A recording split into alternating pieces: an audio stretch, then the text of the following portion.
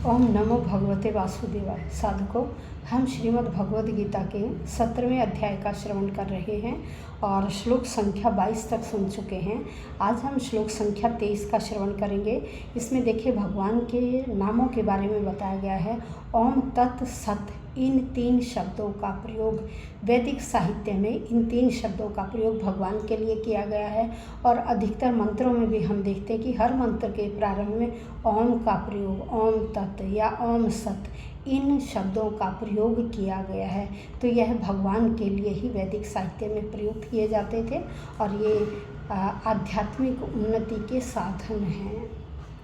तो आइए, ओम तत् सदिति निर्देशो ब्रह्मणस्त्रिविधः स्मृतः ब्राह्मणास्तेन वेदाश्च यज्ञाश्च विहिताः पुराः। ओम, ओम क्या है? परम का सूचक है ओम, और तत्व वह सत शाश्वत है। परम का सूचक वह शाश्वत है। जो ओम शब्द है वो क्या है? परम का सूचक, और वह शाश्वत हमेशा रहने वाला है, था, है और रहेगा। निर्देश है जो इस प्रकार का संकेत, ब्रह्मण है ब्रह्मा का, त्रिविध स्मृत है 3 प्रकार का कहा गया है। कौन? ओम, तत् और सत।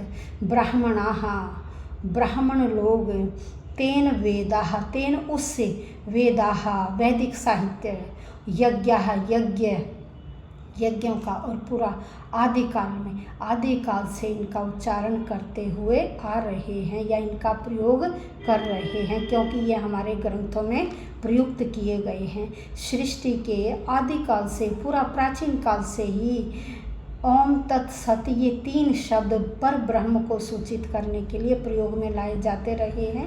ये तीनों संकेत, अभिव्यक्तियाँ ब्राह्मणों द्वारा वैदिक मंत्रों का उच्चारण करते समय किया जाता है, और ब्रह्मा को संतुष्ट करने के लिए यज्ञों के समय इनका प्रयोग किया जाता है। जब हम यज्ञ करते हैं तो ओम तत् सत, इन शब्दों का बहुत प्रयोग किया जाता है। देखिए, तपस्या, यज्ञ, दान तथा भोजन के 3 भेद बताए गए। सात्विक तपस्या, राजसिक तपस्या, तामसिक तपस्या, इसी तरह से दान भी, इसी तरह से यज्ञ भी, इसी तरह से भोजन भी।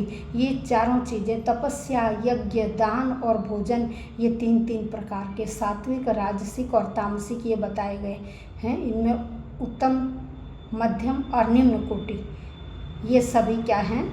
भौतिक गुणों से युक्त हैं या बद्ध हैं या कलुषित हैं। और जब ब्रह्म ओम तत् सत को लक्ष्य करके किए जाते हैं ये चीज़ें, तो ये आध्यात्मिक उन्नति के साधन बन जाते हैं। शास्त्रों में ऐसा बहुत संकेत आए हैं। ओम तत् सत ये भगवान का परम सत्य सूचक हैं। ओम तत् सत क्या है? ये भगवान का परम सत्य सूचक है। और वैदिक मंत्रों के प्रारंभ में ओम शब्द हमेशा रहता है, ओम का उच्चारण किया जाता है। अब दान, यज्ञ और तप, ये सतोगुण में रहकर हमें करने चाहिए। राजसी और तामसी, इनसे हमें बचना चाहिए। ओम तत् सत शब्दों का उच्चारण परमेश्वर के पवित्र नाम के साथ किया जाता है। ओम तत् सत, इन शब्दों का उच्चारण भगवान के पवित्र नाम के साथ किया जाता है। देखिए, बहुत मंत्रों में, जैसे ओम तद विष्णु हो या तत् त्वमसि, उपनिषदों में है ये।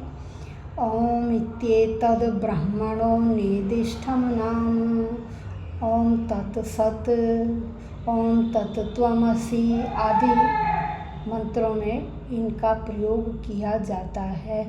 तत् सत के लिए भगवान, तत्सत या भगवान के लिए प्रयुक्त होता है जब इन तीनों शब्दों के द्वारा तप, दान या यज्ञ संपन्न करते हैं, तो वह कृष्ण भावनामृत कार्य करता है।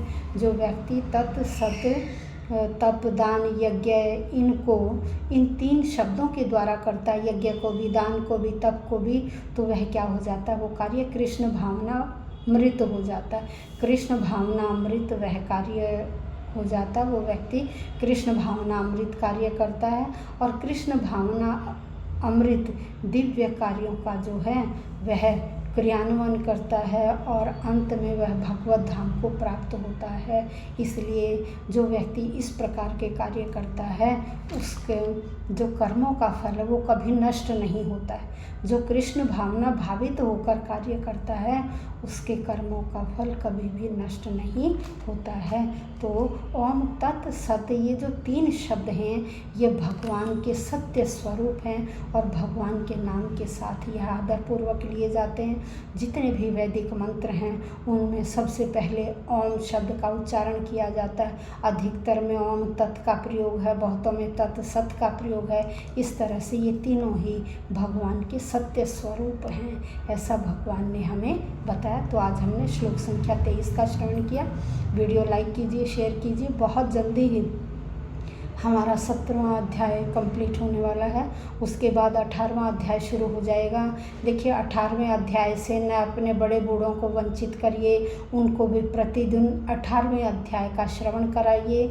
18वां अध्याय बहुत महत्वपूर्ण है हमारे जीवन में, इसलिए बड़े बूढ़े बच्चे और जो अंतिम अपने जीवन के पड़ाव पर चल रहे हैं उनको तो 18वां अध्याय अवश्य सुनना चाहिए, जिनसे उनकी मोक्ष गति हो सके।